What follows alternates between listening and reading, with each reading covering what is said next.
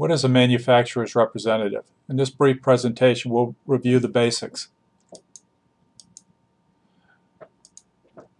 Oftentimes, a manufacturer's rep is called an independent sales representative and sometimes also a sales agent.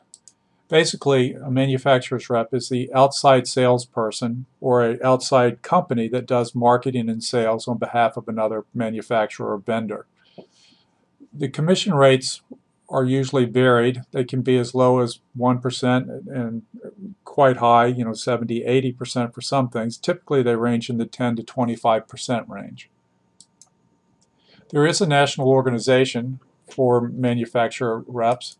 It's called the Manufacturing Agents National Association, or MANA as it is better known. There are a number of other associations like MANA and online resources where representatives can find manufacturers or manufacturers can find representatives. Just do a Google search on manufacturers agents or manufacturer reps and you'll see those additional sites that are available. When's the time to engage a manufacturer's representative?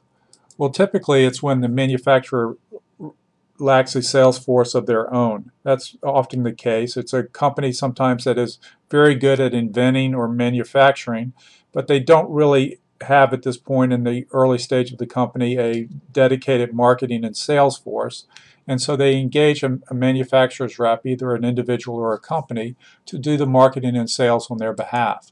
Another reason might be the company is introducing a new product into the market and their own internal salespeople don't have particularly good contacts or expertise in that market, and so they'll engage a manufacturer's rep who has good contacts and experience in that particular market. A third reason is there's a new market the company wants to enter. It's similar in concept to the second reason above, where they don't have the expertise of the contacts and they engage a third or second party, the man rep, who has those contacts to represent them. And the fourth and final, it's just sometimes it's more cost effective than using a company's own personnel, or if a company is cash constrained at a stage in their development, rather than holding an employee, a full-time employee with all those associated costs, they'll engage a manufacturer's rep to make the sales on their behalf, which sometimes can be a more cost-effective way to get the marketing and sales done.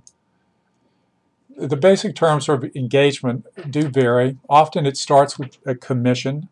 Sometimes it's just a straight commission deal, and that commission typically is in the 10 to 25% range, but it can be less or more than that depending on the nature of the product or service that is being sold and what the manufacturer's rep is being asked to do, what sort of burden and activities and sort of time frame it takes to make those sales. The payments can also include a retainer. Typically that's a monthly retainer, and that oftentimes is just a element that's complementary to the commission, where perhaps the commission is the larger dollar value on sales, but there is a monthly retainer that would let the manufacturer's rep meet its traveling, marketing, and some of its basic expenses along the way. In certain cases, the manufacturer and the manufacturer's rep might negotiate equity or stock options. The manufacturer's rep is actually making an investment in the manufacturer or the vendor, putting forth all this effort in marketing and sales. That investment, could just be a cash investment, typically in exchange for equity or options, but for the manufacturer's rep, it's typically sweat equity, where the manufacturer's rep is using that person's contacts or experience, and in exchange hopes to do the marketing and sales successfully on behalf of the company. But that upfront investment sometimes is rewarded or negotiated with equity or option terms to complement the commission or the retainer. That really does vary on the circumstances of the company and the manufacturer rep who's being engaged. In summary, there are a few important considerations that both the manufacturer and the manufacturer's rep should consider.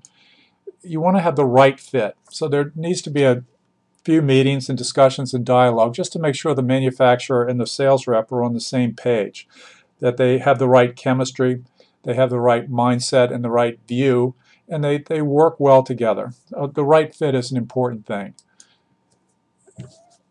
The two also need to have a shared commitment. So that usually develops over a series of discussions about what the manufacturer is looking for and hoping for.